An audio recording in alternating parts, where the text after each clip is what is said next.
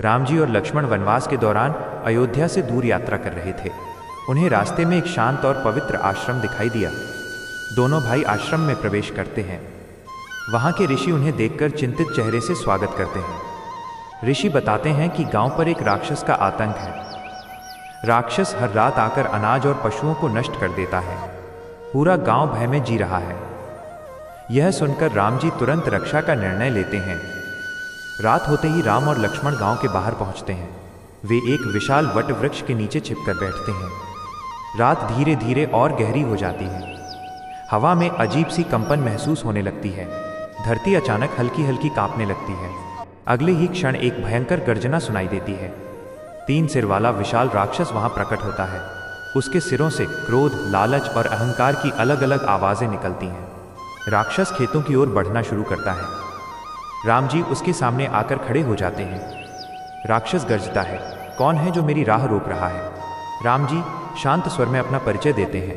वे कहते हैं, अन्याय रोकना मेरा धर्म है। राक्षस हंसता है और धर्म को कमजोरों का शब्द कहता है। राम जी उत्तर देते हैं, सत्य ही असली शक्ति है। राक्षस क्रोध में पागल हो उठता है।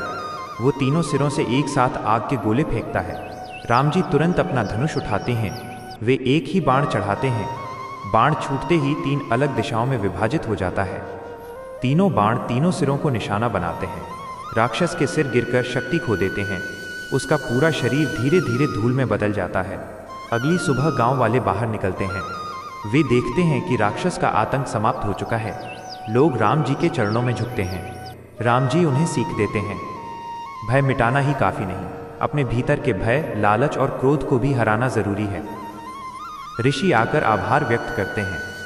वे कहते हैं, प्रभु आपने सिर्फ रक्षा नहीं की, रास्ता भी दिखाया। राम जी मुस्कुराते हैं। राम और लक्ष्मण आगे की यात्रा पर निकल पड़ते हैं। उनके सामने नई परीक्षाएं और नए कार्य प्रतीक्षा कर रहे होते हैं। अगर आप इसी तरह का वीडियो देखना चाहते हैं तो हमारे चैनल को सब्सक्राइब करें और बेल आइकन को दबाना ना भूलें।